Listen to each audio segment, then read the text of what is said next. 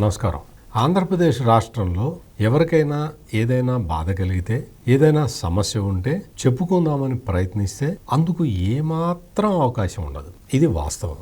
మనం ఇప్పటి వరకు రకరకాల ఉద్యమాలు చూసాం. రకరకాల సమస్యలతోటి ఎవరు ఉద్యమం చేసినా కానీ రాష్ట్ర ప్రభుత్వంలో పట్టించుకునే నాథుడు ఉన్నాడు. ఇప్పుడు ప్రస్తుతం అంగన్వాడీ వర్కర్ల పరిస్థితి అదే విధంగా ఉంది. అంగన్వాడీ వర్కర్లు 4.5 సంవత్సరాలు సుదీర్ఘకాలం వెయిట్ చేశారు. తమ న్యాయమైన డిమాండ్లు తీర్చాలని చెప్పి అడుగుతుంటే రాష్ట్ర ప్రభుత్వం స్పందించట్లేదు. స్పందించకపోగా వాళ్ళ మీద అణచివేత చేస్తున్నారు. వాళ్ళు జీతాలు పెంచమని అడుగుతున్నారు. మాకు జీవన ప్రమాణాలు పెరిగిపోయినాయి, భారం పెరిగిపోయింది, అధిక ధరలతో సతమతం అయిపోతున్నాం, అందువల్ల మాకు జీతాలు పెంచండి అని అడుగుతున్నారు.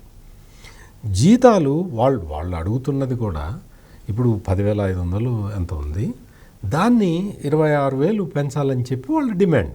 రాష్ట్ర ప్రభుత్వం ఏం చేయాలి? వాళ్ళని చర్చలకి పిలిచి 26,000 మేము పెంచలేము, ఒక 18,000 ఇస్తాము, ఒక 20,000 ఇస్తాము అని ఒక చర్చలు జరగాలి కదా. It is a democratic process. అటువంటి డెమోక్రటిక్ ప్రాసెస్ని రాష్ట్ర ప్రభుత్వం ఫాలో కావట్లేదు.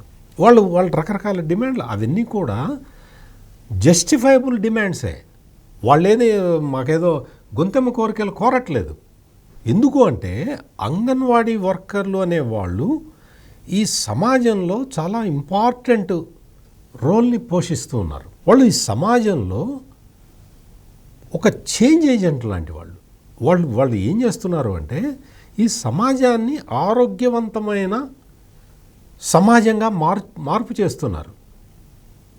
బాలింతల ఆరోగ్యం దగ్గర నుంచి, పౌష్టికాహారం ఎట్లా తీసుకోవాలనే విషయాలు చెప్పడం దగ్గర నుంచి, నవజాత శిశువులు చనిపోకుండా ఎలా ఉండాలి, ఆసుపత్రుల్లో ప్రసవాలు పెంచటానికి, ఆసుపత్రుల్లో ప్రసవం పెంచటం అంటే బిడ్డని కాపాడటం, నాటు మందులు, నాటు వైద్యుల దగ్గరికి వెళ్ళి బిడ్డని పోగొట్టుకోకుండా వాళ్ళు ఆసుపత్రికి వస్తే సేఫ్గా డెలివరీ జరగటానికి, ఆరోగ్యవంతమైన శిశువు జన్మించటానికి అవకాశం ఉంటుంది. ఇటువంటి విషయాలన్నీ చెప్తారు వాళ్ళు.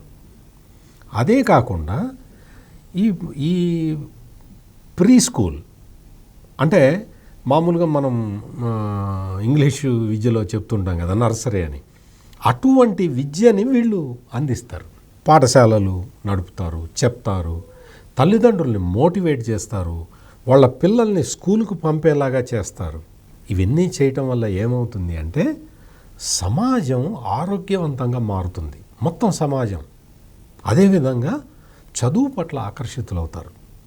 పిల్లలు చదువుకుంటే సమాజం మొత్తం మారుతుంది, అక్షరాస్యత శాతం పెరుగుతుంది. దానివల్ల సమాజానికి ఎంతో మేలు కలుగుతుంది.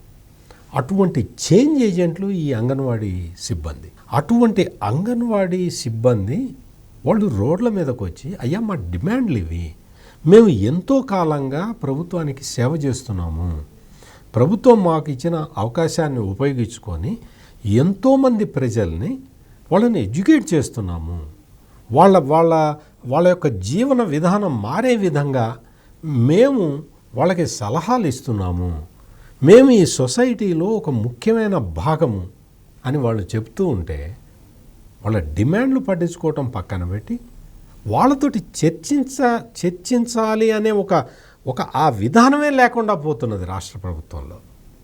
వాళ్ళు ఏ పార్టీకి సంబంధించిన వాళ్ళు ఎందుకు చేస్తున్నారు అనే దాని మీద ఇంట్రెస్ట్ తప్ప వాళ్ళ సమస్య ఏంటి, ఆ సమస్యని ప్రభుత్వం ఏ విధంగా తీర్చాలి అన్న విషయం మీద దృష్టి లేకుండా వీళ్ళు ప్రవర్తిస్తున్నారు. ఇదే అత్యంత దురదృష్టకరమైన విషయం.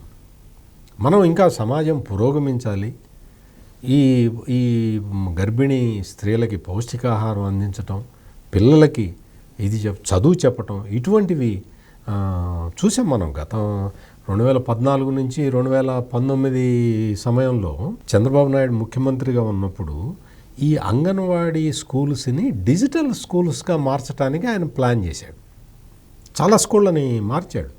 దానికి అంగన్వాడీ సిబ్బందికి ట్రైనింగ్ ఇచ్చి డిజిటల్ స్కూల్స్గా చిన్నపిల్లలకి డిజిటల్ స్కూల్స్ పెట్టడం అనే కొత్త కాన్సెప్ట్ని తీసుకొచ్చాడు. వాస్తవానికి చూస్తే ఈ అంగన్వాడీ వ్యవస్థ అప్పుడు కేంద్రంలో చిన్న స్కీమ్ లాగా ఉండేది. ఆ స్కీమును తీసుకొచ్చి దాన్ని విస్తృతంగా వ్యాప్తి చేసి సమైక్య ఆంధ్రలోనే, ఉమ్మడి ఆంధ్రాలోనే ఈ స్కీముని విస్తృతపరిచి ఎక్కువ మందిని చేర్చుకొని ఎక్కువ కేంద్ర ప్రభుత్వ నిధులు తీసుకొచ్చి జీవన ప్రమాణాలు మెరుగుపరచడానికి అప్పటి ముఖ్యమంత్రి చంద్రబాబు నాయుడు ప్రయత్నిస్తే అది సఫలమైంది. ఇప్పటివరకు ఎవరు కూడా ఆ వ్యవస్థని టచ్ చేయలేకపోయారు. అటువంటిది ఆ వ్యవస్థలో పనిచేస్తున్న అంగన్వాడీ కార్మికులందరూ కూడా మొత్తం 55,600 సెంటర్స్లో వాళ్ళు నిరసనలు చెప్పి వాళ్ళు తమ డిమాండ్లు ఇవి అని చెప్పి వాళ్ళు చెప్తూ ఉంటే పట్టించుకునే నాదుడే కనపట్టలేదు.